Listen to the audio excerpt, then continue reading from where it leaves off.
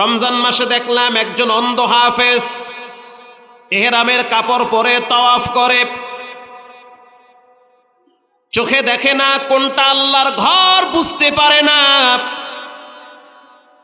2-3টা চক্কর দেওয়ার পরে অন্ধ বলতে আছে আমারে ছাইরা দাও, আমি একা একা দিতে পারবো। যিনি ধৈরা ধৈরা তাওয়াফ করাইতেছেন তিনি বলতেছে তুমি তো চোখে দেখো না। অন্ধ বলে আমি যদিও চোখে দেখি না, কিন্তু রবের দয়া মায়া তার কুদরতের ঘেরান আমি নাকে পাই। এখানে আল্লাহর ঘর আছে, যদিও আমি চর্মচক্ষু দিয়া দেখি না, কিন্তু আমি আমার নাক দিয়া ঘেরান পাইতেছি। এখানে আল্লাহ তাআলার কুদরত, জান্নাতের একটা পাথর আছে, এই পাথরটার নাম হলো হজরে আসওয়াদ। এই পাথরটা ডাইরেক্ট জান্নাত থেকে একজন পাঠিয়েছেন, তিনি হলেন কে? আর একটা পাথর আছে, নাম হলো মাকামে ইব্রাহিম। ইব্রাহিম আলাইহিস সালাতু ওয়াস সালাম যেই পাথরে দাঁড়াইয়া আল্লাহর ঘর নির্মাণ করেছে, আল্লাহু আকবার বলেন। ওই পাথরটা দেখবেন গোল্ডেন কালারের একটা সুন্দর বাক্স বানায়া ভিতরে আটকায়া রাখছে। ওই পাথরটার দিকে যদি তাকান এখনো দেখবেন ইব্রাহিম নবীর পায়ের চিহ্ন লেগে আছে।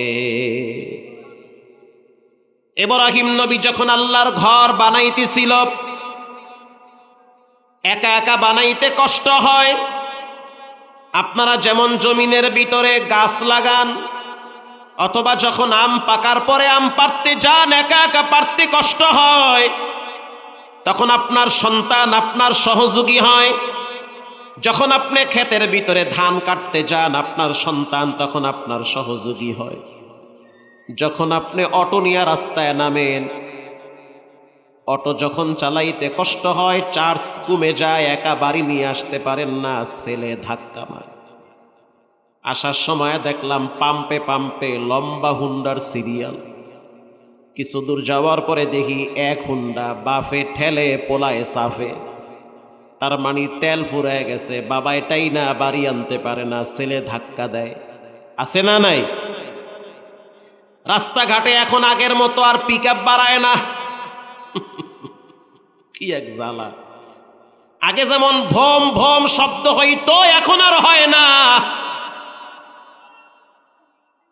কিছুদিন আগেও যখন দেখতাম এক হুন্ডায় 3 জন চড়তো, মাথায় 2 জন উঠত, ঠিক কিনা বলে? এখন দেখি 3 জনে মিললে একটারে ধাক্কায়। কিছুদিন আগেও দেখছি সোজা রাস্তা হুন্ডা চালায় বেহা বেহা কইরা। এই বছর বাস অ্যাক্সিডেন্ট অনেক হয়েছে, কিন্তু হুন্ডা অ্যাক্সিডেন্ট বেশি হয় নাই। কথা কন না, আরো জোরে বলেন, ঠিক কিনা বলেন? হুন্ডা অ্যাক্সিডেন্ট কম হয়েছে না বেশি হয়েছে?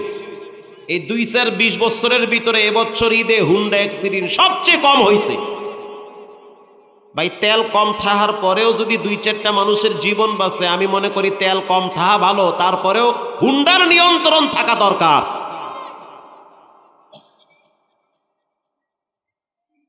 এক বন্ধু ছিল, বললাম কি ব্যাপার, হুন্ডা কই আর আমনে কই? মুই ঘরে ঘুমাই, হুন্ডা মোর পাকের রুমে বাইন্দা রাখছি। যাইবেন না? কয় না, 6 ঘন্টা সিরিয়ালে খাড়াইতে লাগে। গত পরশুদিন নোয়াখালীর থেকে ঢাকায় আসতেছিলাম, পাম্পে পাম্পে দেখলাম খাতা কম্বল গায়ে দিয়া শুয়া পড়ছে পাম্পের ভিতরে। আছে না নাই? তখন আমি আমার সফর সঙ্গীরে বললাম, তেলের জন্য মানুষ রাতকে রাত পাম্পে শুয়ে থাকে, তেলের জন্য ঘন্টার পর ঘন্টা সিরিয়ালে দাঁড়ায় থাকে, বড় কষ্ট লাগে। এই মানুষগুলা 10টা মিনিটের জন্য নামাজে দেরি করতে চায় না, ঠিক কিনা বলেন? এখন তেল যদি আল্লাহর পক্ষ থেকে বন্ধ হয়ে যায়, তখন কি অবস্থা হইবে? বিদ্যুৎ তো শেষ হয়ে যাইবে, তোমার মোবাইল তখন যাইবে কই? আদিকালে চললে যাওয়া লাগবে। আগের যুগে মোবাইল টোবাইল চলবে না, পাড়া পুতায় ঠেলা লাগবে, ব্যালেন্ডারও বাস্ট হয়ে যাইবে। চাপ কল দিয়া চাপতে চাপতে লেডিস জন্ডি সব একাকার হয়ে যাবে। দোয়া করেন আল্লাহ তাআলা যেন বিশ্বের পরিস্থিতিকে শিথিল করে দেয়, ঠান্ডা করে দেয়। আমিন বলেন। প্রিয় ভাইয়েরা আমার, ইব্রাহিম আলাইহিস সালাতু ওয়াস সালাম আল্লাহর ঘর বানাবার জন্য যখন হাতটা বাড়াইলেন, রব্বুল আলামিন তাকায় দেখলো যে তার প্রিয় খলিল ইব্রাহিম আলাইহিস সালাতু ওয়াস সালাম তার কষ্ট হইতেছে। আল্লাহ বলল, ইব্রাহিম তুমি তোমার সন্তানকে তোমার সহযোগী করে নাও, তুমি আমার ঘর নির্মাণ করবে আর তোমাকে সহযোগিতা করবে তোমার সন্তান ইসমাঈল। সুবহানাল্লাহ বলে। ইব্রাহিম আলাইহিস সালাতু ওয়াস সালাম যখন আল্লাহর ঘর বানাইতেছিলেন, উপরে হাত দিছে কিন্তু হাত দিয়া লাগ পায় না। রব্বুল আলামিন জান্নাত থেকে একটা পাথর পাঠায়া দিছে। ওই পাথরটা ইব্রাহিম নবীর কথা শুনে, ইব্রাহিম নবী যদি বলে ডাইনে যাও, পাথর ডাইনে যায়, যদি বলে বামে যাও, পাথর বামে যায়। ইব্রাহিম নবী যখন বলে উপরে উঠো, পাথর উপরে উঠে যায়, লিফটের মতো কাজ করে। মারহাবা বলে। আল্লাহর ঘর সুন্দর করে নির্মাণ করার পর আল্লাহ অর্ডার করলো, ইব্রাহিম তুমি আমার ঘরটারে পরিষ্কার করো। যখন আপনি মসজিদে যাবেন, যদি দেখেন ময়লা লেগে আছে, মুয়াজ্জিনরে খুঁজবেন না, নিজেই পরিষ্কার করেন। কেউ যদি রবের ঘর পরিষ্কার করে, রব তার সন্তানদের কলিজা পরিষ্কার করে দিবে। ইমাম তালাশ কইরেন না, নিজেই আল্লাহর ঘর সাফ করেন আর মনে মনে নিয়ত করেন, আমার আব্বা ইব্রাহিম নবী তিনি তো আল্লাহর ঘর বাইতুল্লাহ পরিষ্কার করেছে। আমি যদিও বাইতুল্লাহে যেতে পারি নাই, কিন্তু আল্লাহর ঘর আমাদের মহল্লার মসজিদকে আমি পরিষ্কার করি। রব চাইলে পুরা পরিবারটাকে সংস্কার করে, পরিশুদ্ধ করে, তাকওয়ার ঈমান দ্বারা নূরে আলোকিত করে দিবে। ইসমাঈল আলাইহিস সালাতু ওয়াস সালাম যখন তার বাবার সহযোগিতায় লেগে গেল, আল্লাহ রাব্বুল আলামিন বলল, وَإِذْ بَوَّأْنَا لِإِبْرَاهِيمَ مَكَانَ الْبَيْتِ إِبْرَاهِيمَ طَهِّرْ بَيْتِيَ لِلطَّائِفِينَ وَالْعَاكِفِينَ তুমি আমার ঘরটারে পরিষ্কার করো। ইব্রাহিম নবী আল্লাহর ঘর পরিষ্কার করলো। আল্লাহ অর্ডার করলো, ওয়াআযিন ফিন্নাসি বিল হজ, তুমি আজান দাও। মক্কায় একটা পাহাড় আছে, নাম হলো জাবালে আবু কুবাইস। ইব্রাহিম নবী জাবালে আবু কুবাইস পাহাড়ে দাঁড়ায় গেল, তাকায় দেখতেছে শুধু পাথর আর মরুভূমি আর বড় বড় পাহাড়। ইব্রাহিম নবী বলল, আল্লাহ এখানে কোনো মানুষ নাই, কোনো ঘনবসতি নাই, এমনকি এখানে জনমানবহীন একটা বিচ্ছিন্ন এলাকা। এখানে আমি আজান দিলে আমার আজান কারা শুনবে? কারা আমার আহ্বানে তোমার ঘর মসজিদে আসবে? আল্লাহ বলল, ইব্রাহিম তোমার দায়িত্ব হলো আজান দেওয়া, আর আমার দায়িত্ব হলো মানুষের কানে আজানের আওয়াজ পৌঁছায় দেওয়া। পৃথিবীর কেউ যদি ভালো কাজে না আসে, তুমি একা যাও, হয়তো তোমার রব তোমাকে কবুল করেছে। ইব্রাহিম আলাইহিস সালাতু ওয়াস সালাম তিনি যখন আজান দিলেন, আল্লাহ রাব্বুল আলামিন সেই আজানের আওয়াজ পৃথিবীর প্রত্যেকটা মানুষের কানে পৌঁছায়া দিয়েছে। যেই মানুষটা মায়ের পেটে ছিল তার কানেও আল্লাহ আজানের আওয়াজ পৌঁছাইছে। হাদিসে আসছে, যে ব্যক্তি ইব্রাহিম নবীর আওয়াজে একবার আহ্বানে সাড়া দিয়েছে, লাব্বাইক বলেছে, আল্লাহ রাব্বুল আলামিন তাকে জীবনে একবার মক্কায় লাব্বাইকের আওয়াজ দেওয়ার তৌফিক দিবে। কেউ যদি দুইবার আওয়াজ দেয় লাব্বাইক, তাকে আল্লাহ তাআলা দুইবার হজ করার তৌফিক দিবে। কেউ যদি তিনবার দেয়, তাকে তিনবার হজ করার তৌফিক দান করবেন। ইব্রাহিম আলাইহিস সালাতু ওয়াস সালাম আল্লাহর ঘর নির্মাণ করার পর আজান দিল, পরিষ্কার করল। এরপরে ইব্রাহিম আলাইহিস সালাতু ওয়াস সালাম কাবা ঘরটারে বুকের সাথে জড়ায়া ধরছে। জড়ায়া ধইরা চোখের পানি ছেড়ে আল্লাহর দরবারে একটা দোয়া করেছে। প্রত্যেকটা ভালো কাজের পরে রবের দরবারে দোয়া করলে সেই দোয়া কবুল হয়। তাওয়াফ করার পরে দোয়া করলে কবুল হয়। উমরা করার পর দোয়া করলে কবুল হয়। জুমার সালাতের পর, আসরের পর, মাগরিবের আগে দোয়া করলে দোয়া কবুল হয়। শবে কদরের রাতে দোয়া করলে দোয়া কবুল হয়। ঈদের রাতে দোয়া করলে দোয়া কবুল হয়। সন্তান ভূমিষ্ঠ হওয়ার পর বাচ্চা কোলে নিয়ে যদি দোয়া করেন, সেই দোয়া রব্বুল আলামিন কবুল করে। মারহাবা বলেন। বৃষ্টির সময় দোয়া করলে দোয়া কবুল হয়, আমি বলি নাই, রাসূল বলেছেন। এজন্য বৃষ্টি হওয়ার সময় আপনার উচিত 2 রাকাত সালাত আদায় করে দোয়া করা। ইব্রাহিম নবী আল্লাহর দরবারে খানায় কাবা জড়ায় ধইরা দোয়া শুরু করলেন, রব্বানা ওয়াবআথ ফীহিম রাসূলাম মিনহুম ইয়াতলু আলাইহিম আয়াতি ওয়া ইউআল্লিমুহুমুল কিতাবা ওয়াল হিকমা ওয়া ইউযাক্কিহিম ইন্নাকা আনতাল আজিজুল হাকীম। রব্বুল আলামিন, তোমার ঘরটারে আমি বানাইছি বড় কষ্ট করে। আজ তোমার দরবারে আমি একটু দোয়া করতেছি, তুমি আমার বংশের ভিতরে একজন রসুল পাঠাইও, একজন নবী দুনিয়াতে পাঠাইও, যেই নবী কিনা মানুষদেরকে কোরআন শিক্ষা দিবে, যেই নবী মানুষের দিল পরিষ্কার করবে, তোমার দিকে আহ্বান করবে। মারহাবা বলে। আপনার আমার প্রিয় নবীর মর্যাদা কত বেশি। এমনে এমনে দুনিয়ায় আসে নাই, ইব্রাহিম নবীর দোয়া কবুল করেছেন কে? আপনার আমার প্রিয় নবী মুহাম্মদুর রাসূলুল্লাহ সাল্লাল্লাহু আলাইহি ওয়াসাল্লাম, তিনি দুনিয়াতে আসছে ইব্রাহিম নবীর বংশে, ইসমাইল নবীর বংশে। মারহাবা বলে। আল্লাহর হাবিব দুনিয়াতে আসার পর তিনি যখন তাওহীদের দাওয়াত দিলেন, রিসালাতের দাওয়াত দিলেন, রবের পথে মানুষদেরকে আহ্বান করলেন, যখন তিনি নবুয়তি প্রাপ্ত হলেন, আল্লাহ রাব্বুল আলামিন বলল, গো আমার হাবিব, এখন আর গোপনে দাওয়াত চলবে না, প্রকাশ্যে দাওয়াত দেন। প্রিয় নবী প্রথম দাওয়াত দিলেন তার কলিজার টুকরা আপন চাচাকে, গো আমার চাচা, আল্লাহর পক্ষ থেকে আল্লাহ আমাকে নবুয়ত দান করেছে, অতএব লা ইলাহা ইল্লাল্লাহ মুহাম্মাদুর রাসূলুল্লাহ, এক আল্লাহকে মানেন আর আমাকে শেষ নবী হিসেবে গ্রহণ করে নেন, আমি আল্লাহর বান্দা এবং তার রসূল। চাচারা গ্রহণ করে নাই, বরং বিদ্বেষ পোষণ করেছে। প্রিয় ভাইয়েরা আমার, আল্লাহর হাবিব চলে গেল তায়েফের ময়দানে।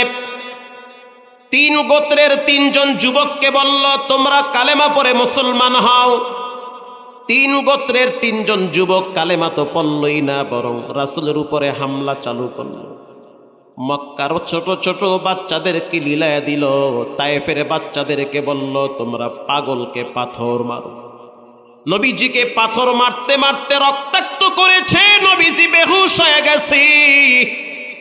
আল্লাহর হাবিবের জুতা মোবারক পর্যন্ত রক্তে আটকে গেছে, নবীজি হাঁটতে পারে না। নবীজি একবার বসে পড়ল, বেঈমানেরা আবার তাকে ধরে দাঁড় করাইছে। আল্লাহর হাবিব রাহমাতুল লিল আলামিন একটা বাগানে পাথরের উপরে আশ্রয় নিয়েছে। ওই বাগানের একজন কর্মচারীর নাম হলো আদ্দাস। 1 গ্লাস আঙ্গুরের রস নিয়ে নবীর সামনে দাঁড়ায় বলল, রাহমাতুল লিল আলামিন, আমি শুনতে পাইছি শেষ জমানার নবী তায়েফে আগমন করেছে। আল্লাহু আকবার বলেন। এই শরবত আপনি পান করেন। আল্লাহর হাবিব শরবত পান করলো আর বলল, তোমার নাম কি আদ্দাস? বলে, হ্যাঁ, আমার নাম আদ্দাস। তুমি কি ইউনুস নবীর গ্রামের মানুষ? বলে, হ্যাঁ, আমি ইউনুস নবীর গ্রামের মানুষ। তবে আপনি কেমনে জানলেন যে আমার বাড়ি ইউনুস নবীর গ্রামে? আল্লাহর নবী বলল, ইউনুস সেও নবী, আমিও নবী। এক নবীর খবর আর এক নবীর কাছে থাকবে না, এটা তো হতে পারে না। চোরের খবর চোরের কাছে থাকে, ডাকাতের খবর ডাকাতের কাছে থাকে, আলেমের খবর আলেমের কাছে থাকে, নবীদের খবর নবীদের কাছে থাকে। জোরে বলেন ঠিক কিনা? আল্লাহর হাবিব তায়েফ থেকে চলে আসলো মক্কায়। মক্কায় আসার পর মনটা বড় খারাপ। দাওয়াত নিয়ে গেলাম, কেউ গ্রহণ করলো না। আল্লাহর হাবিবের ওই সময়টা, ওই বছরটাকে বলা হয়েছে আমুল হুজন, কষ্টের বছর। প্রত্যেকটা মানুষের জীবনে কিছু সময় কাটে বড় কষ্টে, কিছু সময় কাটে বড় সংকীর্ণতার সহিত, কিছু সময় কাটে ব্যথিত অবস্থায়, কষ্টের কথা বলতেও পারে না, সহ্য করতে পারে না। ওই সময় সে চায় কেউ যদি আমার পাশে একটু আমাকে সান্ত্বনা দিত। মানুষের ন্যাচারালি অভ্যাস হলো, মানুষ যখন বিপদে পড়ে, মুসিবতে পড়ে, মানসিক টেনশনে থাকে, তখন সে চায় আমার পাশে একজন বন্ধু আমাকে সান্ত্বনা দিবে। আল্লাহর নবী সে তার হুজরাখানায় চলে গেল, নিজ ঘরে। নিজের ঘরে যাওয়ার পরে বলতে আছে, আরশের মালিক আল্লাহ, এমন একজন বন্ধু যদি পাইতাম, যেই বন্ধুর কাছে আমি মনের কষ্টের কথা শেয়ার করতাম, এমন একজন দোস্ত যদি পাইতাম যার কাছে আমার মনের কষ্ট ব্যথার কথা শেয়ার করতাম, যে আমাকে সান্ত্বনা দিবে। আল্লাহর হাবিব এটা বলতে বলতে বলতে বলতে হাতিমে কাবার কাছে চলে গেছে।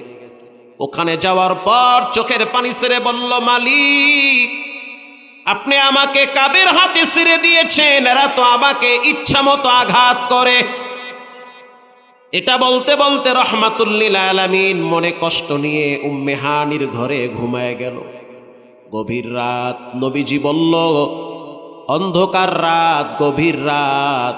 ওই গভীর রাতে আমি তাকায় দেখলাম আমার ঘরের ছাদ ফাঁকা হয়ে গেছে। আল্লাহু আকবার বলেন। আমি যখন উপরের দিকে তাকাইলাম, বুঝতে পারলাম কে যেন ওই ফাঁক দিয়া ভিতরে ঢুকতেছে। মুসলিম শরীফের হাদিস, আল্লাহর নবী বলেন, আমি বুঝতে পারলাম, তাকায়া দেখলাম যে হযরত জিবরাইল ওই ছাদের ফাঁক দিয়া ভিতরে ঢুকছে। আল্লাহু আকবার বলেন। ফানাজালা জিবরাইল, জিবরাইল সেই ঘরের ভিতরে প্রবেশ করল। প্রবেশ করার পর আমি প্রশ্ন করলাম, ভাই জিবরাইল কেন আসছে? জিবরাইল বলতে আছে, ইন্নাল্লাহা ইয়াকরাউকাস সালাম, আল্লাহ রাব্বুল আলামিন আপনাকে সালাম দিয়েছে। আল্লাহু আকবার বলে। শুধু সালাম দেয় নাই, আল্লাহ তাআলা আপনার অপেক্ষায় আছে। আল্লাহ আপনাকে নেওয়ার জন্য আমি জিবরাইলকে পাঠিয়ে দিয়েছে। লম্বা ইতিহাস আপনারা জানেন, পৃথিবীর কোন নবীকে রব্বুল আলামিন মেরাজ করান নাই। আপনার আমার প্রিয় নবীকে সশরীরে বাইতুল্লাহ থেকে বাইতুল মুকাদ্দাস, ওখান থেকে প্রথম, দ্বিতীয়, তৃতীয়, চতুর্থ, পঞ্চম, ষষ্ঠম, সপ্তম আকাশ, আরশে আজিম পর্যন্ত সফর করিয়েছেন একজন, তিনি হলেন কে? আল্লাহর নবী বলেন, বাইতুল্লাহ থেকে যখন আমাকে বাইতুল মুকাদ্দাস নেওয়া হইল, সুবহানাল্লাযী আসরা বিআবদিহি লাইলাম মিনাল মাসজিদিল হারাম,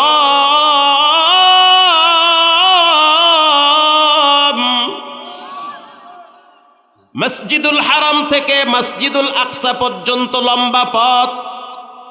কয়েক সেকেন্ডের ভিতরে আমাকে বাইতুল মুকাদ্দাস ফিলিস্তিনে নেওয়া হইল। ওখানে যাওয়ার পর আমার যেই বাহনটা ছিল, বোরাক নামের বাহনটা, সেটাকে বেঁধে দিয়ে হযরত জিবরাইল আমাকে নিয়ে বাইতুল মুকাদ্দাস প্রবেশ করল।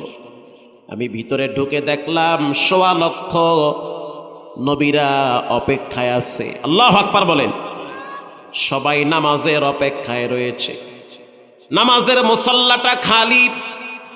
আল্লাহর হাবিব বলল, হযরত জিবরাইল আমার হাত ধইরা টাইনা সামনে দাঁড় করায়া বলল, আজ থেকে আপনি ইমামুল মুরসালিন, সব নবীদেরকে ইমামতি করাবেন। আল্লাহর হাবিব ইমামতি করলেন। সালাত কমপ্লিট হয়ে গেল। হযরত জিবরাইল তার সামনে 2টা পাত্র আনছে। একটা হলো মধুর পাত্র, একটা হলো দুধের পাত্র, আর একটা হলো মদের পাত্র। বুখারী শরীফে আসছে, নবীজিকে বলা হইল যে আপনি দুধ নিবেন না মদ নিবেন। আল্লাহর নবী তখন দুধ গ্রহণ করেছে। হযরত জিবরাইল বলল যে আপনি সঠিকটাই গ্রহণ করেছেন, আপনি যদি মদ গ্রহণ করতেন আপনার উম্মতেরা ধ্বংস হয়ে যেত। ইন দি মিন টাইমে হযরত জিবরাইল বলল, চলেন আপনাকে প্রথম আসমানে নেওয়া হবে। মারহাবা বলেন। প্রথম আসমানে যাওয়ার জন্য যখন রহমাতুল লিল আলামিনকে নেওয়া হবে, এটাকে বলা হয় মেরাজ। প্রথম আসমানে নেওয়ার সময় আল্লাহর হাবিব বলল, জিবরাইল আমি আমার নাকে ঘ্রাণ পাইতেছি। এটাও হাদিসে আসছে, আমি আমার নাকে এমন একটা ঘ্রাণ পাচ্ছি যেই ঘ্রাণ কোনোদিন আগে পাই নাই। কান সজাগ করে শুনেন প্রিয় মা বোনেরা, যুবক ভাইয়েরা, মুরব্বী বাবারা, দিল থেকে শুনেন। আল্লাহর হাবিব বলেন, আমি এমন একটা ঘ্রাণ পাইলাম যেই ঘ্রাণটা অতীতে কোনোদিন আমি পাই নাই। হযরত জিবরাইল বলতে আছে, ইয়া রাসূলুল্লাহ, এর পিছনে লম্বা একটা ইতিহাস আছে। এই আলোচনা রব্বুল আলামিন কোরআনেও করেছেন। হযরত জিবরাইল বলল, লম্বা একটা ইতিহাস রয়েছে, যেই ইতিহাস আপনাকে শোনাইতে সময় লাগবে। আল্লাহর রাসূল বলল, আমি শুনতে চাই, সময় লাগুক, অসুবিধা নাই। হযরত জিবরাইল বলল, বাইতুল মুকাদ্দাসের পাশে 3টা কবর আছে। আল্লাহু আকবার বলেন। এখনো সেই কবর 3টা আছে। এই কবর থেকে রব্বুল আলামিন ঘ্রাণ ছড়ায় দিয়েছে। হযরত জিবরাইল বলল, 3টা কবর হলো, একটা হলো মায়ের কবর, 2টা হলো সন্তানের কবর। এই মা হলো ফেরাউনের বাদী। ফেরাউনের একটা পালক মেয়ে ছিল, নাম হলো মা শ্বেতা। এই মা শ্বেতার মাথার চুলগুলো অনেক বড় ছিল।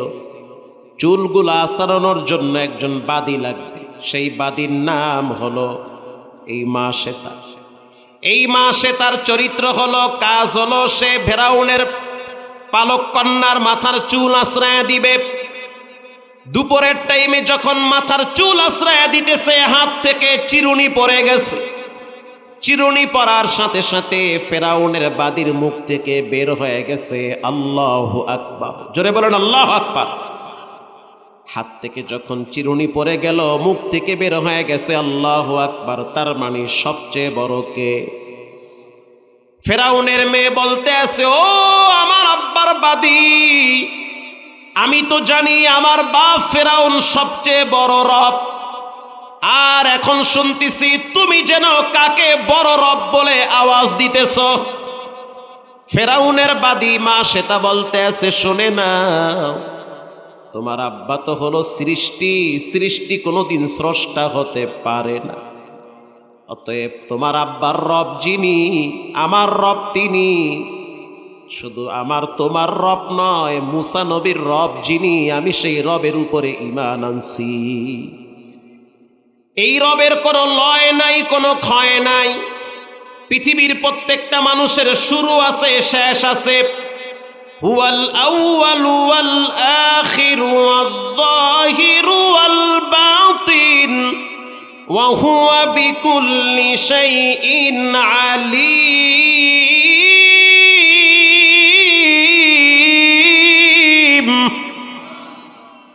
রব্বুল আলামিনের কোনো শেষ আছে নাকি?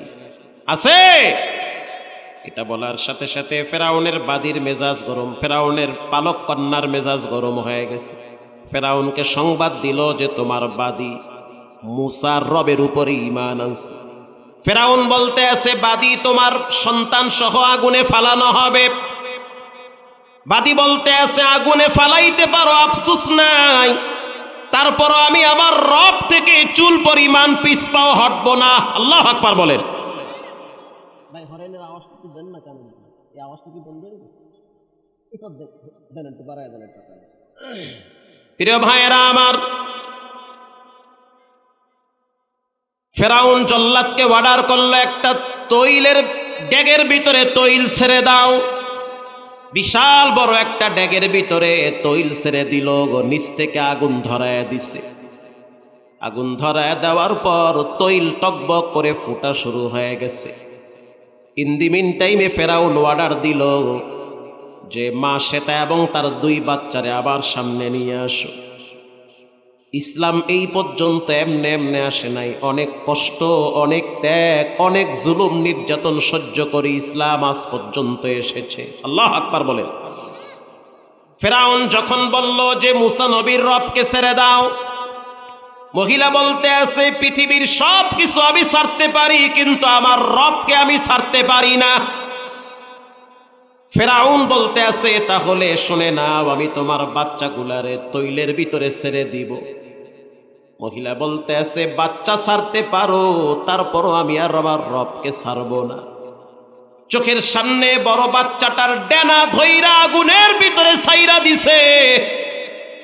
যখন আগুনের ভিতরে ছেড়ে দিল, মায়ের চোখের পানি টপ টপ করে গড়ায়া পড়া শুরু হয়ে গেছে। ওরে, পৃথিবীর ভিতরে এমন একটা সম্পদ আল্লাহ মানুষকে দান করেছে, যেই সম্পদের নাম হলো মা।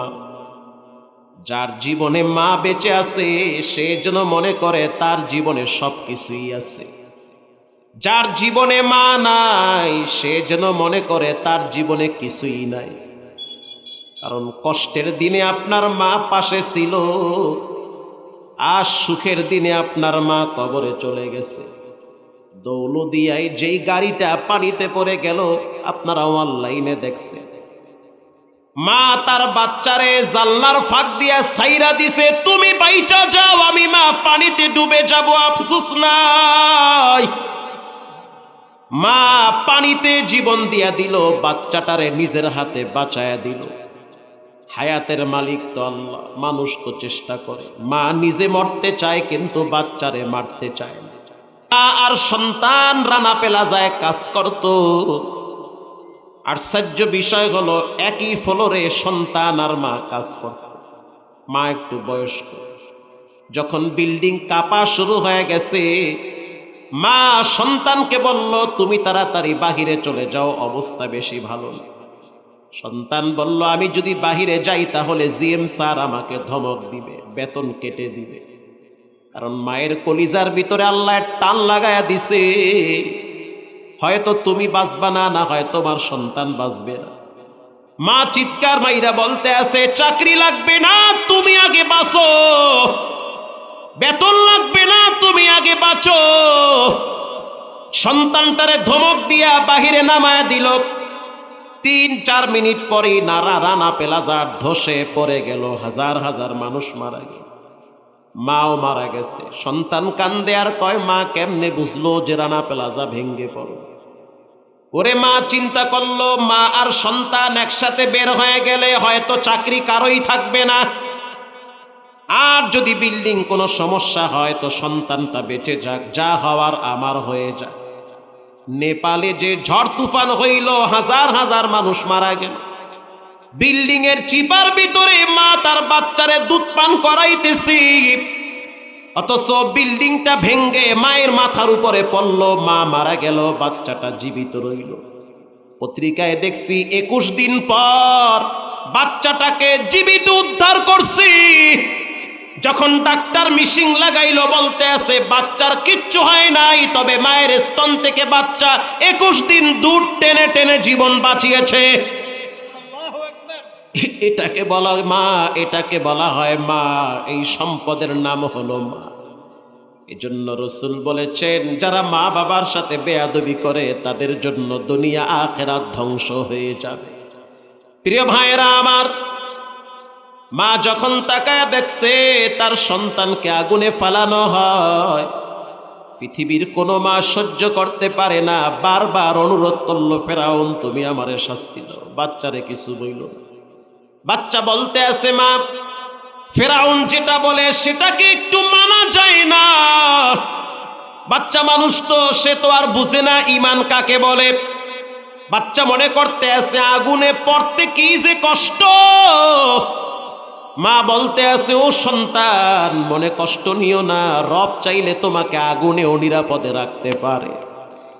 চোখের সামনে বাচ্চাটারে আগুনে ফালায়া দিল। মুহূর্তের ভিতরে বাচ্চার হাড্ডিগুলো ভেসে উঠল।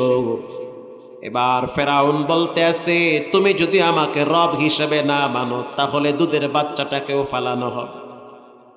মহিলা বলতে আছে, ফেরাউন আমি একজন মা, আমার এই সন্তানটা আমি পেটে রাখছি,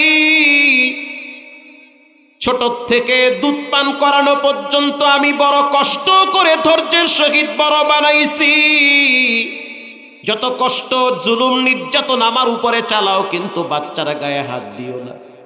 ফেরাউন তো বেঈমান, তার ভিতরে মায়া মমতা ভালোবাসা ছিল না। ফেরাউন এবার দুধের বাচ্চারা ডেনা ধইরা যখন আগুনের ভিতরে ছাইরা দিবে, আল্লাহ রাব্বুল আলামিন ওই বাচ্চার জবান খুলে দিয়েছে। আল্লাহু আকবার বলেন। বাচ্চা এবার চিৎকার মেরে বলেন, আন্দারামা দরবি বরহানে হো তাগবিনি আশরতে কা সালেহ। আন্দারামা দরকে মন ইজা খোশা गर से दर सूरत मियाने আগোশা। মা তুমি মনে করেছো এটা আগুন, তোমার বাহ্যিক চোখ দিয়া দেখতে মনে হয় আগুন, কিন্তু না না, আমার রব এই আগুনের ভিতরে আমাদেরকে শান্তির বাগান বানায় দিছে। খবরদার, ফেরাউনের সামনে মাথা নত করা যাবে না, ঈমান ছাড়া যাবে না। এবার বাচ্চাও শহীদ হয়ে গেল। ফেরাউন এবার সিদ্ধান্ত নিল মহিলাটাকে আগুনের ভিতরে ছেড়ে দিবে। এলাকার মা বোনেরা যারা ইচ্ছা করে নামাজ ছেড়ে দেন, জোহরের নামাজ কাজের দোহাই দিয়ে আসরের টাইমে পড়েন, আসরের নামাজ মাগরিবে পড়েন, মনে রাখবেন কবরে যাওয়ার পর স্বামী আর সংসারের দোহাই দিয়ে আল্লাহর আযাব থেকে মাপ পাওয়া যাবে না। সংসার আর স্বামী আর সন্তানের দোহাই দিয়া শাস্তি থেকে বাঁচা যাবে না। সব কিছুর মূলে আল্লাহর হুকুমগুলো যথাযথ আগে আদায় করতে হবে। মহিলা বলতে আছে, মা শ্বেতা বলতে আছে, ফেরাউন তুমি আমারে আগুনে ফালাবা, কোনো আফসোস নেই, তবে আমার একটা ছোট্ট আবদার, আমি এবং আমার 2 বাচ্চার হাড্ডিগুলা আল্লাহর ঘর কিবলা বাইতুল মুকাদ্দাসের পাশে দাফন করে দিও। হাদিসের কিতাবে আসছে, তাফসীরের কিতাবে আসছে, ফেরাউনের বাদীর বাচ্চা 2টা এবং বাদীকে তাদের হাড্ডিগুলাকে একত্রিত কইরা বাইতুল মুকাদ্দাসের পাশে দাফন করেছে। হযরত জিবরাইল বলল, ইয়া রাসূলুল্লাহ, ওই কবর থেকে রব্বুল আলামিন ঘেরান ছড়ায়া দিছে, কিয়ামত পর্যন্ত এখান থেকে ঘেরান চলতে থাকবে।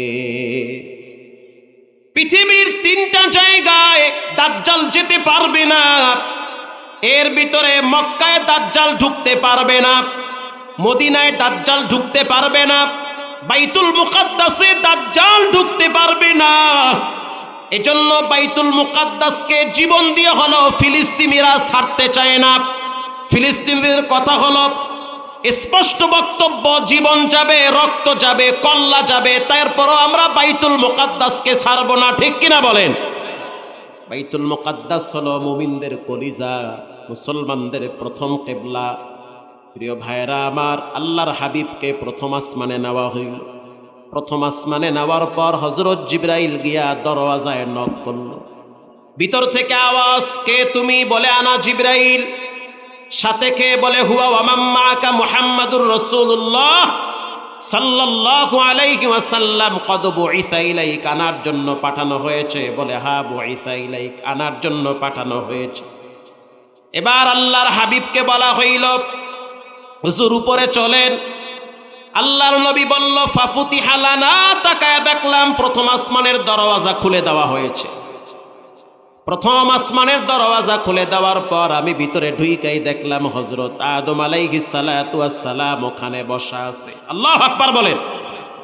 আদম আলাইহিস সালাতু ওয়াস সালামকে আমি সালাম দিলাম, তিনি আমাকে বুকের সাথে জড়াইলো, কপালে চুমা দিল, ভালোবাসা বিনিময় হলো। এভাবে তার প্রিয় হাবিবকে প্রথম, দ্বিতীয়, তৃতীয়, চতুর্থ, পঞ্চম, ষষ্ঠম, সপ্তম আকাশ পর্যন্ত আল্লাহ তাআলা সফর করিয়েছে।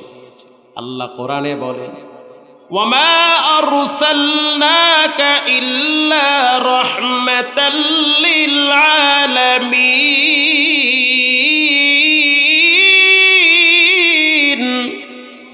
রব্বুল আলামিন বলেন, আমি হইলাম রব, আমার রসুল হইল রহমত।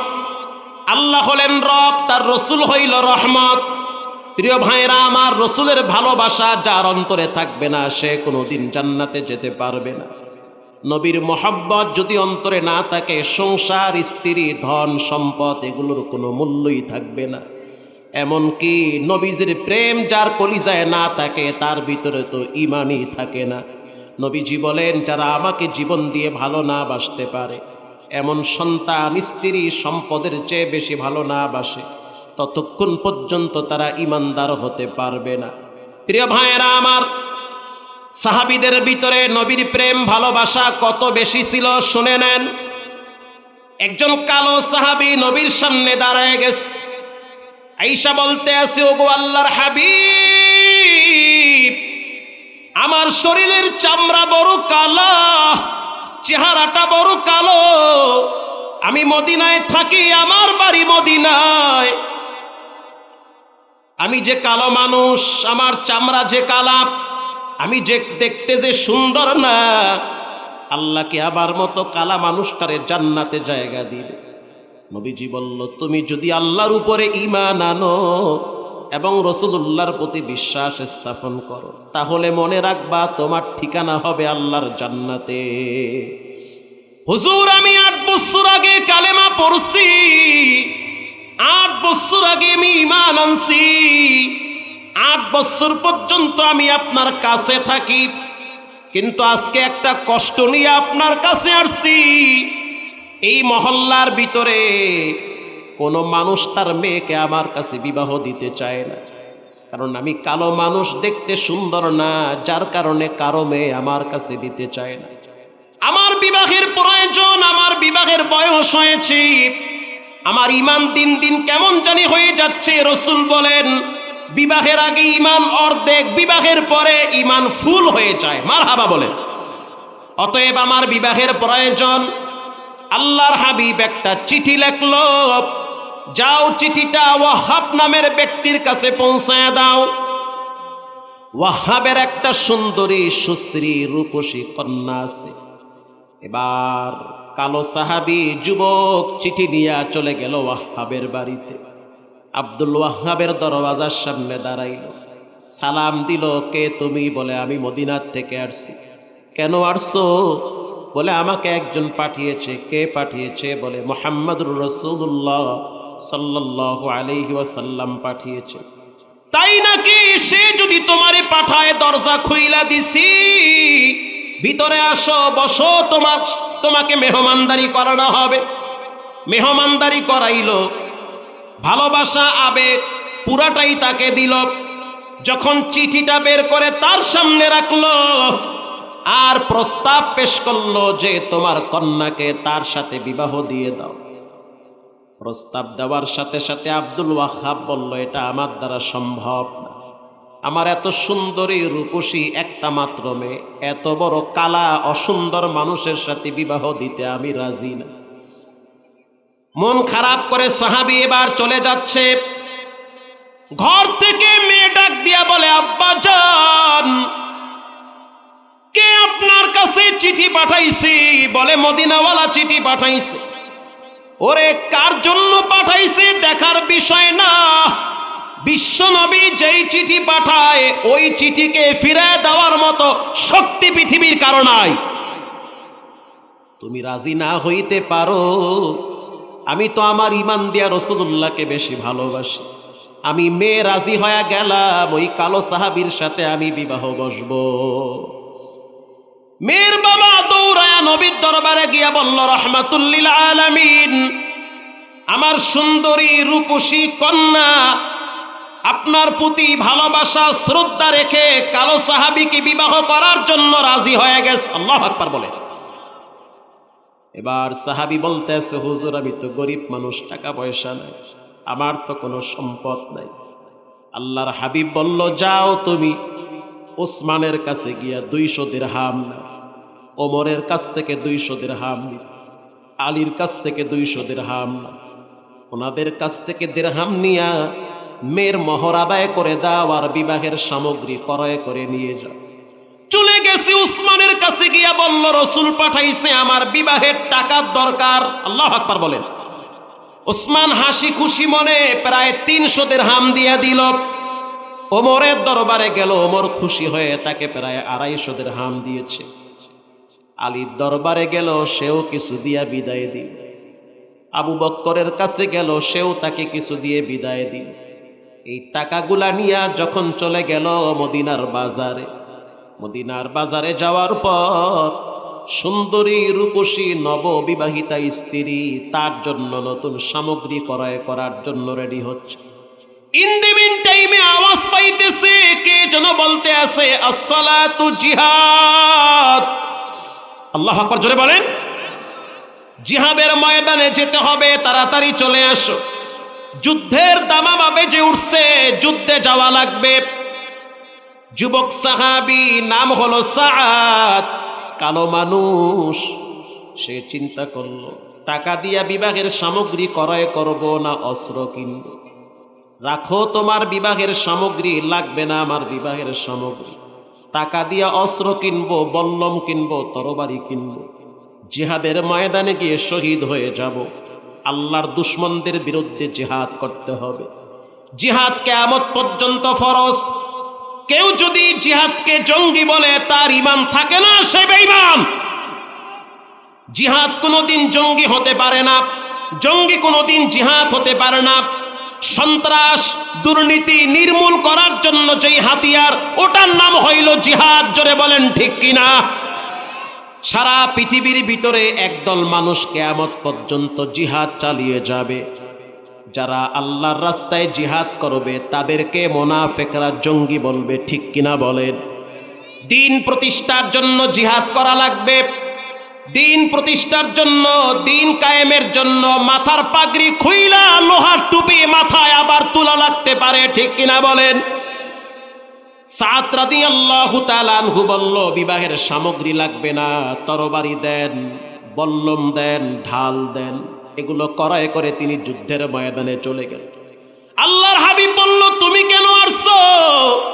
বলে, হুজুর, আমার বিবির চাইতে আপনার প্রতি আমার বেশি মহব্বত। আমি আমার নিজের নফসকে ঠিক রাখার জন্য বিবাহ করছি, কিন্তু জিহাদের ময়দানে জিহাদ করার জন্য আসছি, আপনাকে আবার আল্লাহকে খুশি করার জন্য। জিহাদ করতেছে, করতে করতে তিনি শহীদ হয়ে গেছে। শহীদ হওয়ার পর আল্লাহর হাবিব তার মাথাটারে কোলের উপরে নিয়ে চোখের পানি ছেড়ে কাঁদতেছে। কিছুক্ষণ কান্নাকাটি করার পর নবীজি আবার হাসতেছে। আল্লাহর নবীর সাহাবী সাদ বিন আবি ওয়াক্কাস রাদিয়াল্লাহু তাআলা আনহু বলল, হুজুর, আপনি একটু আগে দেখলাম কাঁদতেছেন, আবার দেখলাম হাসতেছেন। আল্লাহর হাবিব বলল, আমি এতক্ষণ কাঁদছি, নতুন বিবাহ কইরা ঘরে রাইখা সে জিহাদে আইসা শহীদ হয়ে গেছে। আর আমি এখন হাসতেছি, আমি তাকায় দেখতেছি জান্নাতের হুরেরা পানি নিয়ে আসছে তারে গোসল করাইতে।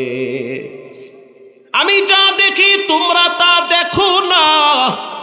এখনো যদি আপনি মদিনায় যান, মক্কা মদিনার বিশেষ একটা বৈশিষ্ট্য হলো, ওখানে গেলে প্রথমে আপনাকে ঘ্রাণে পাগল বানায় ফেলাবে। আপনি যখন মক্কায় ঢুকবেন একরকম ঘ্রাণ লাগবে, ওই ঘ্রাণ পৃথিবীর কোথাও পাবেন না। আপনি যখন বাইতুল্লাহর ভিতরে ঢুকবেন তখন আর এক রকম ঘ্রাণ পাবেন। যখন তওয়াফ করবেন তখন আর এক রকম ঘ্রাণ আসবে। আপনি পাগলের মতো হয়ে যাবেন, এত সুন্দর ঘ্রাণ কোত্থেকে আসে। আপনি যখন বাথরুমে যাবেন সেখানেও দেখবেন আর এক রকম ঘ্রাণ আসে। জোরে বলেন আল্লাহু আকবার। আপনি যখন বাথরুমের সিঁড়ি দিয়া উপরে উঠবেন তখন দেখবেন আর এক রকম ঘ্রাণ পান। আপনি যখন বাইতুল্লাহর অলিতে গলিতে হাঁটবেন তখন দেখবেন আর এক রকম ঘ্রাণ আসে। লক্ষ লক্ষ মানুষ মক্কায় যায়, অথচ গন্ধ পাওয়া যায় না, কোনো ঘামের গন্ধ আসে না, শুধু খুশবুর ঘ্রাণ বের হয়। আপনি যখন নামাজে দাঁড়াবেন আলাদা জগতের ঘ্রাণ। আল্লাহর কসম, মিথ্যা নয়। যার টাকা পয়সা আছে জীবনে একবার হলেও আপনি মদিনায় যাবেন, মক্কায় যান, মনে হবে জীবনের শ্রেষ্ঠ কিছু সময় পার করতেছেন। যখন আপনি মদিনায় ঢুকবেন তখন একরকম ঘ্রাণ পাবেন, ওই ঘ্রাণ মক্কায় পাবেন না।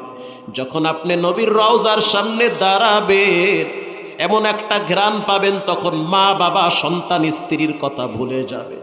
তখন মনে হবে আপনি রিয়াজুল জান্নাত, জান্নাতের বাগানে দাঁড়িয়ে আছেন। এই আলাদা জগতের শান্তি বুঝানো যাবে না। মিষ্টি কেমন লাগে ভাই, খাইয়া দাও কেমন লাগে, ওখানে দাঁড়াইলে কেমন লাগে, দাঁড়ায় দেখেন কেমন লাগে। মদিনার বাতাস পৃথিবীর শ্রেষ্ঠ বাতাস। আল্লাহু আকবার বলেন। প্রিয় ভাইরা আমার, আল্লাহর নবী উহুদের ময়দানে সাহাবীদেরকে নিয়ে যখন অংশগ্রহণ করার পর যুদ্ধ যখন শেষ হয়ে গেল, 70 জন সাহাবীকে বিনা জানাজায়, বিনা কাপনে, এরপরে বিনা গোসলে দাফন দেওয়া হবে। আল্লাহর হাবিব ডাক দিয়া বলল, কারা কারা শহীদ হয়েছে তাদের লাশগুলা জমা করে দাও। একজন মহিলা অনেক দূর থেকে আইসা পিছনে দাঁড়ায় চোখের পানি ছেড়ে কান্দে আর বলে, হুজুর আপনি একজন সাহাবীকে বিনা গোসলে দাফন দিবেন না। আল্লাহর নবী বলল, কে সেই সাহাবী? মহিলা বলতে আছে, গতকালকে আপনি না বিয়ে পড়াইছেন, ওই সাহাবীর নাম হলো হযরত হানজালা। হানজালারে বিয়ে পড়াইছেন, বাসর ঘরে গেল, বাসর ঘর থেকে গোসল ফরজ হয়ে গেল। গোসল করার জন্য যখন গোসলখানায় গেছে, গোসলখানায় যাওয়ার পর হঠাৎ কানে আওয়াজ পাইল, কদ কুতিলা মুহাম্মদ, মুহাম্মদ শহীদ হয়ে গেছে, মুহাম্মদকে হত্যা করেছে। এটা শোনার সাথে সাথে স্ত্রীকে বলল, গোসল করার টাইম নাই, এই নাও লঙ্গি, আমারে দাও তরবারি। আরে নবী যদি না থাকে, কিসের আমার গোসল, কিসের আমার বউয়ের সাথে সুন্দর সংসার, আমি জিহাদের ময়দানে যাব। হুজুর আপনার প্রেমে পাগল হইয়া গোসল করার টাইম পাই নাই। সে লঙ্গি ফালা রাইকা তরবারি নিয়া গোসল সাইরা দিয়া উহুদের ময়দানে দৌড় মারছে, সে শহীদ হয়ে গেছে। আল্লাহর হাবিব হানজালার লাশ তালাশ করলো, তাকায় দেখতেছে হানজালার লাশ কোথাও পাওয়া যায় না। দীর্ঘক্ষণ পর ওই পিছনে কোনায় দেখলো হানজালার লাশ পড়ে আছে। হযরত জিবরাইল আইসা বলতে আছে, ওগো আল্লাহর হাবিব, হানজালার কলিজার ভিতরে ঈমানের প্রেম এত বেশি, সে যে দুনিয়ায় ফরজ গোসলের টাইম পায় না, রব্বুল আলামিন তাকে জান্নাতের পানি দ্বারা গোসল করিয়েছে। এখনো যদি আপনি উহুদে দাঁড়ান, তাজা রক্তের ঘ্রাণ পাবেন। এখনো যদি আপনি জান্নাতুল বাকিতে দাঁড়ান, তাজা সাহাবীদের ঘ্রাণ পাবেন। প্রিয় ভাইরা আমার, আল্লাহর নবী হলো সারা কায়নাতের জন্য রহমত। এজন্য পায়ে হাত দিয়ে বলি, অনুরোধ করে বলি, জীবন যতদিন আছে ততদিন পর্যন্ত নবীর সুন্নাহগুলা সারা যাবে না। নবীজি বলেন, সাহাবীরা আমার কাছে তিনটা জিনিস সবচেয়ে প্রিয়। আল্লাহু আকবার বলেন। এক নম্বরে আত্তিমাত তাইয়্যিবুন, আমার কাছে সবচেয়ে প্রিয় হলো আতর। বলেন কি? দুই নম্বরে আমার কাছে সবচেয়ে প্রিয় হলো ওয়ান্নিসা, আমার বিবি সবচেয়ে প্রিয়। তিন নম্বরে জুইলাত কুররাতু আইনি বিসসালাহ, আমার কাছে সবচেয়ে প্রিয় হলো নামাজ। আবু বকর দাঁড়ায় বলল, হুব্বিবা ইলাইয়া মিনাদ দুনিয়া কুম সালাত, আমার কাছেও তিনটা জিনিস প্রিয়। এক নম্বরে আন-নাজরু ইলা ওয়াজহি রাসূলিল্লাহ, আল্লাহর নবীর চেহারার দিকে তাকায় থাকতে আমার বড় ভালো লাগে। আল্লাহু আকবার বলেন। দুই নম্বরে ইনফাকু মালি আলা রাসূলিল্লাহ, আমার কাছে সবচেয়ে প্রিয় আমার সম্পদগুলো নবীর জন্য আমি ব্যয় করে ফেলি। আল্লাহর হাবিব একটা রুমাল বিছায়া দিছে। রুমাল বিছায়া দেওয়ার পর আল্লাহর হাবিব বলল, তবুকের ময়দানে যুদ্ধ হবে, কারা কারা পারবা শরীক হতে, সহযোগিতা করো। সাহাবায়ে কেরাম সাধ্য অনুযায়ী সহযোগিতা করলো। নবীজি তাকায়া দেখলো যে আবু বকর একেবারে পিছনে বসে আছে। আল্লাহর হাবিব বলল, আবু বকর তুমি ঘরে কি রেখে আসছো? ওমরকে বলল, কি নিয়ে আসছো? আলীকে বলল, কি নিয়ে আসছো? ওমর বলল, অর্ধেক নিয়ে আসছি। আলী বলল, 3 ভাগের 2 ভাগ নিয়ে আসছি। ওসমান তুমি বলে, আপনি যা চান সবই নিয়ে নেন। মারহাবা বলেন। কারণ সম্পদ ব্যয় করলে ওসমানের সম্পদ কমে না, কিস্তিতে লোনে মানুষ ফকির হয়ে যায়। মাদ্রাসা মসজিদে দান করলে মানুষ ফকির হয় না, বরং সম্পদ বাড়ায় কে? প্রিয় ভাইরা আমার, হযরত আবু বকরকে বলা হইল, তুমি ঘরে কি রেখে আসছো? তাদেরকে বলল, তোমরা কি নিয়ে আসছো? আবু বকরকে বলল, তুমি কে রেখে আসছো? আবু বকর বলল, আল্লাহর হাবিব আমি কি রেখে আসব? আল্লাহ এবং তার নবীর ভালোবাসা ঘরে রাইখে আসছি। আল্লাহর হাবিব তাকায় দেখলো আবু বকর লবণের বাটি নিয়ে আসছে, পানির পেয়ালা নিয়ে আসছে, আর আবু বকর পিছনে চুপচাপ বসে আছে। আবু বকর তুমি কেন পিছনে বসে আছো? চোখের পানি ছেড়ে দিয়ে বলল, হুজুর আমি তো গরিব, আমার তো সামর্থ্য নাই যে বেশি সম্পদ দিয়ে সামনে বসে থাকবো। যতটুকুন পারছি আমি দিছি, এখন আমি পারতেছি না। আল্লাহ এবং তার রাসূলের ভালোবাসা ঘরে রাইখে আসছি।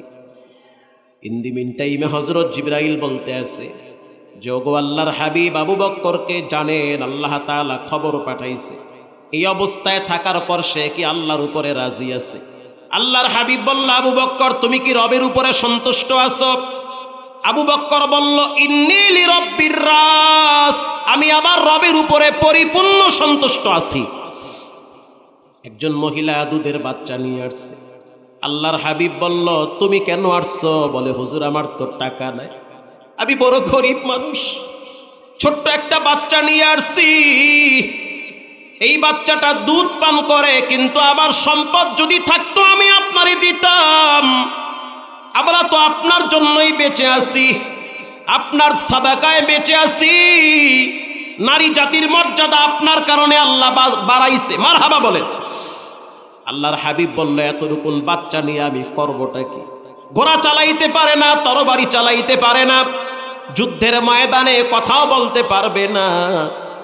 মহিলা বলতে আছে, আল্লাহর রাসূল আমি জানি এতটুকুন বাচ্চা আপনার কোনো কাজে আসবে না। আপনাকে টার্গেট করে যখন বেঈমানরা তীর মারবে, তখন আমার বাচ্চাটারে আপনি ঢাল হিসেবে সামনে পেতে ধরবেন। আল্লাহু আকবার বলেন। এই যে আওয়াজটা আইসা আবার কাইটা গেল, এটা দেন ভাই, এটা দেন তো আমি ওয়াজ করতে পারি মন খুইলা। প্রিয় ভাইয়েরা আমার বাচ্চাটাকে ঢাল হিসেবে পেশ করবেন। যখন তীর আসবে, প্রত্যেকটা তীর আমার বাচ্চার কলিজায় লাগবে, আপনি নিরাপদে থাকবেন। মারহাবা বলেন। আমার আব্বাই যখন আমারে মাদ্রাসায় দিছে, আমরা 3টা ভাই মাদ্রাসায় পড়ছি, আলহামদুলিল্লাহ ঠগি নাই। আল্লাহ পাক ইজ্জত সম্মান কোনো দিক থেকে কমায় না। বাবার কথা ছিল, উস্তাদ আপনার হাড্ডি আমার হাড্ডি, আপনার গোস্ত। একদিন মাদ্রাসার থেকে না বইলা বাড়িতে গেছি, বাবার মেজাজ অনেক গরম হয়ে গেছে, খুব রাগী মানুষ আমার আব্বা। দ্বীনের ব্যাপারে, শরীয়তের ব্যাপারে, ইসলামের ব্যাপারে চুল পরিমাণ কোনো ছাড় নাই। আমার মনে আছে মায়েরে ধমক দিয়া বলছে, এই ছেলে 3টা যদি মানুষ না হয় তাহলে ঘরে তোমার জায়গা হবে না। কষ্ট করে আমি পয়সা কামাই, পরিশ্রম করি, রক্ত পানি করি, কোনো বেনামাজি সন্তান আমার ঘরে থাকতে পারবে না। এটা আমার বাবার বক্তব্য। একদিন শুধু পাখা দিয়ে একটা বাড়ি মারছে, সেই দাগ এখনো লেগে আছে। আমার আব্বা ওই দিন চোখের পানি ছেড়ে কাঁদলো আর বলল, বিচারের ময়দানে যদি আল্লাহ আমারে আটকায়া দেয় যে কি নিয়ে আসছে, আমি বলবো রব্বুল আলামিন, আমি আমার সন্তানটাকে দ্বীনের ব্যাপারে শাসন করতে গিয়া পাখা দিয়া বাড়ি মারছি, সেই দাগ এখনো আমার ছেলের হাতে পড়ে আছে। প্রিয় ভাইয়েরা আমার, নবীর মহব্বতে মা বাবা সন্তানদেরকে আল্লাহর রাস্তায় কোরবানি করে দেয়। এই জন্য নবীর প্রেম যার অন্তরে থাকে সে হলো কামিয়াবি। যার অন্তরে নবীর প্রেম নাই সে দুনিয়ায়ও মুসিবত, আখিরাতেও মুসিবত। আল্লাহ রাব্বুল আলামিন কোরআনে বলেন, ওয়ায়াগফির লাকুম যুনুবাকুম ওয়াল্লাহু গফুরুর রহিম।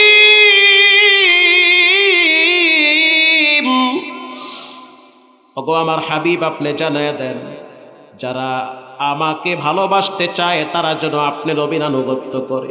যদি আপনি নবীকে মানে, আপনার সুন্নাহ মানে, ওয়ায়াগফির লাকুম যুনুবাকুম আল্লাহু গফুরুর রহিম, তাদের সব গুনাহ মাফ করে দিবেন কে? ছোট্ট একটা ঘটনা বলে আপনাদের থেকে দোয়া নিব, একজন লোক উঠবেন না ইনশাআল্লাহ, জোরে বলেন।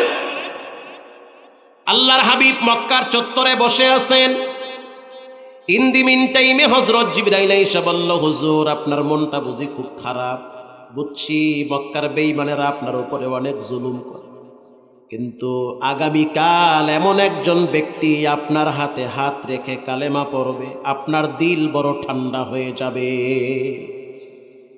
আল্লাহর হাবিব বলল, কে কালকে কালেমা পড়বে? জিবরাইল বলল, আসলেই দেখবেন কালকে কে আসে। আল্লাহর নবী জোহরের পরে অপেক্ষায় আছে, দেখি কোন ব্যক্তি কালেমা পড়বে, কে ঈমান আনবে, কে নিজেকে জাহান্নামের আগুন থেকে মুক্ত করবে।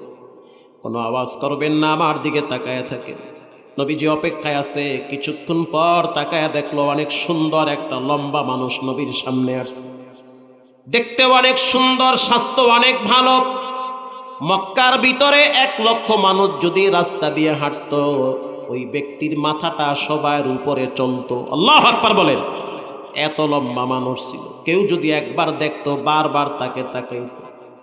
ওই ব্যক্তি আইসা মনটা দুর্বল করে নবীর সামনে হাঁটু গেড়ে বসে পড়ল আর বলতে আছে, আমি বুঝতে পারছি আমি ভুল পথে আছি, আমি আর দেরি করতে চাই না, আমি কালেমা পড়ে ঈমান এনে মুসলমান হতে চাই।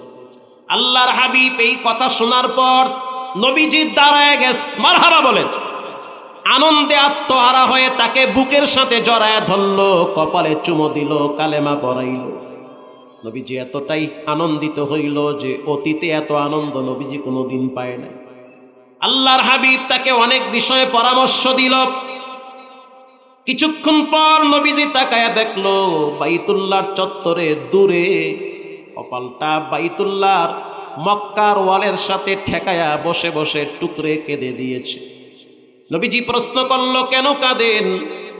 সে কালো একটা চাদর টাইনা চোখের পানি মুইসা বলতে আছে, হুজুর অতীতের কিছু কথা মনে পড়ে গেছে। অতীতের কথা কি মনে পড়ল? ওই ব্যক্তি বলল, আল্লাহর হাবিব আপনি তো জানেন আমার একটা বদ অভ্যাস ছিল, আমি চূড়ান্ত পর্যায়ের খারাপ মানুষ। ওই সাহাবীর নাম হলো দাহিয়াতুল কলবি। আল্লাহু আকবার বলেন। আল্লাহর হাবিব বলল, কি তোমার মনে কষ্ট, কি ব্যথা নিয়ে তুমি বলতে চাও বলো। আল্লাহর রসুলকে বলল, গো আল্লাহর হাবিব শুনেন, আমার যখন কন্যা সন্তান হয় তখন আমি প্রচন্ড মানসিক যন্ত্রণায় ছিলাম। আমি তখন সফর করার জন্য দামেস্কে গিয়েছিলাম। দামেস্কের থেকে যখন আমি আসলাম, আসার পরে শুনলাম আমার স্ত্রী একটা সন্তান জন্ম দিয়েছে।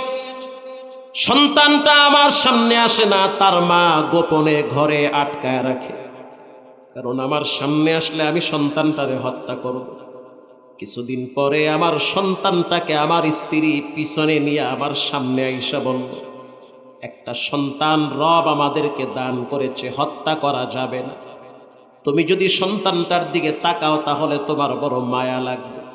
তুমি যেমন সুন্দর, তোমার সন্তানটাও তোমার চেয়ে বড় সুন্দর। আল্লাহ একটা ফুটফুটে গোলাপ কন্যা সন্তান দান করেছে। ওগো আল্লাহর হাবিব, আমি আমার স্ত্রীকে বললাম, আমি তোমার বয়ান শুনতে চাই না, আমি সেই কন্যা সন্তানটার চেহারা দেখতে চাই। হুজুর আমার সামনে যখন দাঁড় করাইলো, আমি কন্যার চেহারার দিকে তাকাইয়া বড় মায়া লেগে গেছে। আমি ভালোবাসায় পড়ে গিয়েছি, এত সুন্দর একটা কন্যা আমাকে দান করেছে। আমার বাচ্চাটা আমাকে আব্বু আব্বু বলে ডাকে, বড় মায়া লাগে। আবার কিছুক্ষণ পর আবার ভিতরে কলিজায় কে যেন চিপ মারে, তুমি তো কন্যার বাবার মক্কায় তুমি মুখ দেখাইতে পারবা না। মাঝে মাঝে ভিতরে পশুর চরিত্র জাগ্রত হয়, মনে চায় বাচ্চাটারে হত্যা করি। আবার যখন বাচ্চাটা আব্বা আব্বা বলে ডাকে তখন মায়াটা বড় বিস্তার করে। আমার স্ত্রীকে বললাম, সন্তানটার নাম কি রাখছো? বলে দেখতে সুন্দর, নাম রাখছি জামিলা। আল্লাহু আকবার বলে। জামিলুন, বড় সুন্দরী, দেখতে সুন্দর, এজন্য নাম রাখছি জামিলা। ওগো আল্লাহর হাবিব, আমি আমার স্ত্রীকে বললাম, বাচ্চাটারে তো আমি ভালোবাসি, বাচ্চাটা আমার অনেক পছন্দ হয়েছে, এটাকে হত্যা করা যাবে না। আমি স্ত্রীকে মিথ্যা বুঝাইয়া বাচ্চাটাকে বেড়ানোর কথা বলে নিয়ে রওনা হয়েছি। কিছু দূর যাওয়ার পর একটা বস্তা হাতে নিলাম, মাটি খনন করার একটা কোদাল নিয়েছি। আমার মেয়েটা বুঝতে পারে নাই যে বস্তার ভিতরে কোদাল আছে, আর সেই কোদাল দিয়া মাটি কাইটা তাকে জিন্দা দাফন করা হবে। কিছু দূর যাওয়ার পর আমার মেয়েটা বলে, আব্বা জান, এত সুন্দর রাস্তা রাইখা জঙ্গলার দিকে কেন আসতেছেন? আমি কোনো কথাই বলি না, চুপ হয়ে গেছি। আবার কিছু দূর গেলাম, আমার মেয়েটা আবার ডাক দিয়া বলতে আছে, আব্বা জান, এত সুন্দর রাস্তা রেখে কেন আপনি পাহাড়ের দিকে আসছেন? আমি যখন পাহাড়ের কিনারায় চলে গেলাম, বিশাল বড় পাহাড়, পাহাড়ের পাদদেশে আমি দাঁড়ায় দাঁড়ায় মাটি খনন শুরু করলাম। মাটি যখন খুঁড়তেছি, গর্ত যখন গভীর হয়ে গেছে, আমার মেয়েটা আমার দাড়ি থেকে মাটিগুলা সরাইয়া দিতেছি। আমার মেয়েটা কচি হাত দিয়ে আমার শরীরের ঘাম মুছে দিতেছে। তারপরও হুজুর আমার দিলটা নরম হয় নাই যে এই বাচ্চাটাকে আমি হত্যা করব। কিছুক্ষণ পর আমি আমার বাচ্চাটার দিকে তাকায় বললাম, দেখো গর্ত কত সুন্দর হয়েছে, আমার আব্বা বলতে আছে, ও সন্তান, বাচ্চা বলতে আছে, আব্বা জান শুনেন, এত সুন্দর গর্ত বানাইলেন, আপনি নিজে ক্লান্ত হয়ে যাচ্ছেন, কারণটা কি? তখন আমি আমার বাচ্চাটাকে বললাম, দেখো আমি গর্তটা কত সুন্দর করে খনন করেছি। বাচ্চাটা যখন গর্তের দিকে তাকাইছে, তখন আমি বাচ্চাটার শরীরে ধাক্কা মারছি। এক ধাক্কায় বাচ্চাটা উপরে মাটিতে পইরা গেছে। ওগো আল্লাহর হাবিব, বাচ্চাটা চিৎকার মেরে বলতে আছে, আব্বা জান আমি তোমার কন্যা, তোমার ঔরসে জন্ম হয়েছি, তোমার রক্ত আমার শরীরে লেগে আছে, আমার কি অপরাধ? আল্লাহ আমাকে কন্যা হিসেবে দুনিয়ায় পাঠাইছে। মায়ের মুখে শুনছি, মক্কায় যদি কেউ কন্যা হয়ে জন্মগ্রহণ করে তার নাকি সমাজে বসবাস করার কোনো যোগ্যতা থাকে না। বাপ হইয়া কেমনে আপনি আমাকে হত্যা করবেন? জীবনে আপনাকে আমি আব্বা বলে ডাকবো না, আমি জীবনে বলবো না আপনি আমার আব্বা, আমি আপনাকে পরিচয় দিব না, মক্কা ছেড়ে অনেক দূরে চলে যাব, সাইরা দেন আমারে, মাইরেন না রে আব্বা। ওগো আল্লাহর হাবিব, তারপরও আমার দিল নরম হয় নাই। আমি আমার বাচ্চাটার বুকের উপরে পাথর ছেড়ে দিয়েছি, রক্তগুলো ফুলকি মেরে আমার বুকে লাগছে, কপালে লাগছে। এই কথা বলতেছে আর রাসূলুল্লাহর চোখের পানি দরদর করে পড়তেছি, আর বলতে আছে, ওগো দাহিয়াতুল কলবি, নিজের বাপ হইয়া কেমনে এরকম সন্তানকে হত্যা করতে পারে? হুজুর এত বড় পাপ যে করছি, আল্লাহকে আমাকে ক্ষমা করবে নাকি? এটা বলার সাথে সাথে রাসূলুল্লাহ বলল, দাহিয়াতুল কলবি, শুনে নাও, আল ইসলামু ইয়ানহাদিমু মা কানা ক্বাবলাহু। ইসলাম গ্রহণ করার সাথে সাথে রব্বুল আলামিন অতীতের সব গুনাহ আল্লাহ মাফ করে দিয়েছে। হুজুর বাচ্চা হত্যার গুনাহ বলে সেটাও রব মাফ করে দিয়েছে। এই প্যান্ডেলে এমনও মায়ের সন্তান আছেন যারা নিজের হাতে নিজের মায়ের কবরে রাইখা আসছে। কত বছর হয়ে গেছে, এখনো পর্যন্ত মায়ের চেহারা দেখতে পারেন। আমি জীবনে অনেক মানুষ দেখছি কোটি কোটি টাকা দিয়া মসজিদ বানাইছে মায়ের নামে, বাবার জন্য মাদ্রাসা নির্মাণ করেছে। ইবনে সিনা এখনো দুইজন ডাক্তার আছে যাদের বাড়ি হলো সিরাজগঞ্জ, আর একজনের বাড়ি হলো শেরপুর। গেছি সেই মাহফিল, বিশাল বড় মাদ্রাসা, এত সুন্দর প্রতিষ্ঠান, মনে হয় যেন ভিতরটা বেহেশতখানা বানায় রাখছে। অথচ তার থাকার মতো ঢাকায় একটা ফ্ল্যাট নাই। এত বড় ডাক্তার নিজে ভাড়া থাকে বনানীতে, আর গ্রামে কোটি কোটি টাকা দিয়া বিশাল বড় প্রতিষ্ঠান করেছে মায়ের জন্য। হুজুর আমি ডাক্তার হইছি মায়ের দোয়ায়, আল্লাহু আকবার বলেন। মানুষ আমাকে সম্মান করে মায়ের দোয়ায়, আমার কলমের ধার আমার মায়ের দোয়ায়। আজ আমার মা কবর দেশে চলে গেছে, আমার আপন বলতে দুনিয়া থেকে।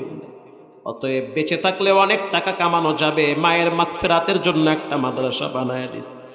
ঢাকায় থাকি, কত রকমের মানসিক অশান্তি। গ্রামে আসি, ফজরের টাইমে যখন মাদ্রাসায় যাই, বাচ্চারা যখন পড়ে, তখন আমার দিল ঠান্ডা হয়ে যায়। এই প্যান্ডেলে অনেক মায়ের সন্তান আছেন যারা নিজের হাতে নিজের মারে কবরে রাখছে, নিজের হাতে নিজের আব্বারে কবরে রাখছে। আলহামদুলিল্লাহ, ঠকবেন না, রব্বুল আলামিন সম্পদ কোথার থেকে বাড়াবে কল্পনাই করতে পারবেন না। পুরা প্যান্ডেলে আমি 20টা মা ভক্ত সন্তান চাই, 20 জন চাই। আমিও এক অন্ধ মা ভক্ত সন্তান, যখন যা বলে তখন সাথে সাথে কোনো দিকে তাকাই না। কয়েক লাখ টাকা দিয়া মসজিদ বানাইছে, এই ওয়াজ কইরা চিল্লায়া গ্রামে, মাদ্রাসাও করছি কয়েক কোটি টাকা খরচ কইরা, ঠকি নাই আমি আল্লাহ। 20 জন মানুষ চাই, মাত্র 1000 টাকা করে মায়ের জন্য ফালাবেন। ঠকবেন না, মরার আগে হইল রব আপনারে বাইতুল্লাহ কবুল করবে। পুরা প্যান্ডেলে কয়েকজন লোক প্রথমে হাত তুলেন, প্রথমে একজন হাত তুলেন, 1000 টাকা দিবেন মাত্র মায়ের জন্য।